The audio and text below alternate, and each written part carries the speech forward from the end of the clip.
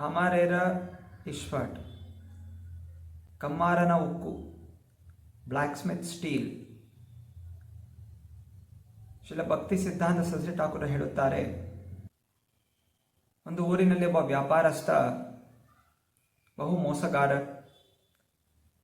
ತಾನೇ ಚಾಣಾಕ್ಷ ಎಂದು ತಿಳಿಯುತ್ತಾ ಇನ್ನೊಬ್ಬರ ತಲೆಯ ಮೇಲೆ ಹಲಸಿನ ಹಣ್ಣನ್ನು ಒಡೆದು ತಿನ್ನುವಂತಹ ಸಂಕಲ್ಪವನ್ನು ಮಾಡಿಕೊಂಡಿದ್ದ. ಒಮ್ಮೆ ಇನ್ನೊಬ್ಬ ತೆಂಗಿನಕಾಯಿ ವ್ಯಾಪಾರಿಯಿಂದ ಹಲವಾರು ಎಳ್ನೀರನ್ನು ಉಚಿತವಾಗಿ ಪಡೆದು ಮನೆಗೆ ತಂದ. ಅದನ್ನು ಒಡೆಯಬೇಕು ಎಂದು ಪ್ರಯತ್ನಿಸಿದಾಗ ಅವನ ಚಾಕು ಮೊಂಡಾಗಿತ್ತು.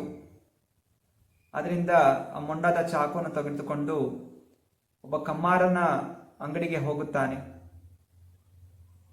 ಕಮ್ಮಾರ ಹೇಳುತ್ತಾನೆ, ಇದು ತುಂಬ ತುಕ್ಕು ಹಿಡಿದಿದೆ, ಆದ್ದರಿಂದ ನನಗೆ ಒಳ್ಳೆಯ ಉಕ್ಕು ಸ್ಟೀಲ್ ನನಗೆ ನೀಡಿದರೆ ನಾನು ಒಳ್ಳೆಯ ಚಾಕನ್ನು ಮಾಡಿ ಕೊಡುತ್ತೇನೆ.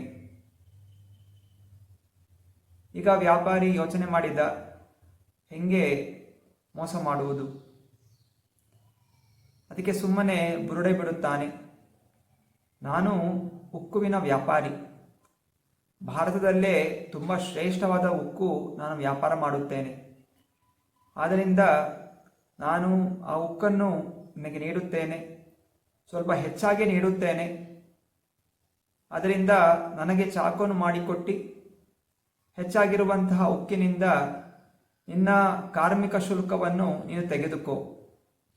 ಮತ್ತೆ ಮನೆಗೆ ಹಿಂತಿರುಗಿ ಆ ವ್ಯಾಪಾರಿ ತನ್ನ ಮಗನ ಮೂಲಕ ಒಂದು ಹಳೆಯ ಕಬ್ಬಿಣದ ಹಾಳೆಯನ್ನು ಕಳುಹಿಸಿಕೊಡುತ್ತಾನೆ. ಕಮ್ಮಾರ ಅದನ್ನು ಪಡೆದಾಗ ಅವನಿಗೆ ತಿಳಿಯುತ್ತದೆ, ಇದು ಉಕ್ಕಲ್ಲ, ಇದು ಹಳೆಯ ಒಂದು ಕಬ್ಬಿಣದ ಹಾಳೆ.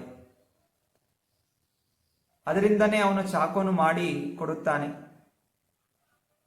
ಆ ವ್ಯಾಪಾರಿ ಎಳ್ನೀರನ್ನು ಕತ್ತರಿಸಲಿಕ್ಕೆ ಹೋದಾಗ ಅದು ಮುರಿದು ಹೋಗುತ್ತದೆ. ಆಗ ಅವನು ಕೋಪದಿಂದ ಕಮ್ಮಾರನ ಬಳಿಗೆ ಬಂದು ಚೀರಾಡುತ್ತಾನೆ, ನನಗೆ ನೀನು ಮೋಸ ಮಾಡುತ್ತಿದ್ದೀಯ, ಇದರಿಂದ ತೆಂಗಿನಕಾಯಿ ಒಡೆಯಲು ಸಾಧ್ಯವಾಗುತ್ತಿಲ್ಲ. ಆ ಕಮ್ಮಾರ ಹೇಳುತ್ತಾನೆ, ನೀನು ತುಕ್ಕು ಹಿಡಿದಂತಹ ಕಬ್ಬಿಣದ ಹಾಳೆಯನ್ನು ಕೊಟ್ಟರೆ ತುಕ್ಕು ಹಿಡಿದಂತಹ ಚಾಕುವೇ ಸಿಗುತ್ತದೆ ಅಷ್ಟೇ.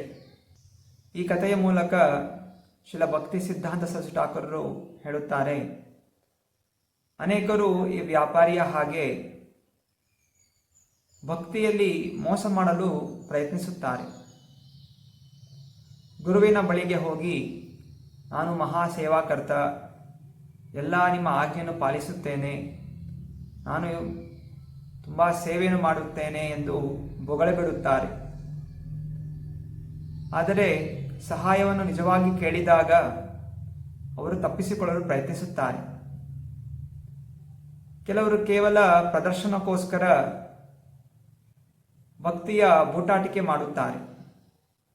ಇನ್ನು ಕೆಲವರು, ನಮಗೆ ಭೌತಿಕ ಸಂತೋಷವೂ ಬೇಕು, ಆಧ್ಯಾತ್ಮಿಕ ಪ್ರಗತಿಯೂ ಬೇಕು, ಈ ಪೂರ್ಣವಾಗಿ ಶರಣಾಗಿರುವಂಥವರು ಮೂರ್ಖರು. ಆದರೆ ಯಾರು ಭೌತಿಕವಾಗಿ ಆನಂದಿಸುತ್ತಾರೆ ಹಾಗೂ ಆಧ್ಯಾತ್ಮಿಕತೆಯನ್ನು ಪಾಲಿಸುತ್ತಾರೆ ಅವರು ಶ್ರೇಷ್ಠರು ಎಂದವರು ಚಿಂತಿಸುತ್ತಾರೆ. ಆದರೆ ನಾವು ಯಾವತ್ತೂ ಗುರುಗಳಿಗೆ, ವೈಷ್ಣವರಿಗೆ, ಭಗವಂತನಿಗೆ ಮೋಸ ಮಾಡಲು ಪ್ರಯತ್ನಿಸಬಾರದು. ಅದು ಯಾವತ್ತೂ ಕೂಡ ಪೂರ್ಣವಾದಂತಹ ಫಲವು ಪಡೆಯುವುದಿಲ್ಲ. ಭಗವಂತನಿಗೆ ಮೋಸ ಮಾಡಲು ಸಾಧ್ಯವಿಲ್ಲ. ಭಗವಂತನ ಕ್ಷೇತ್ರವನ್ನು ಮೋಸಗಾರಿಕೆಯಿಂದ ಪಡೆಯಲು ಸಾಧ್ಯವಿಲ್ಲ.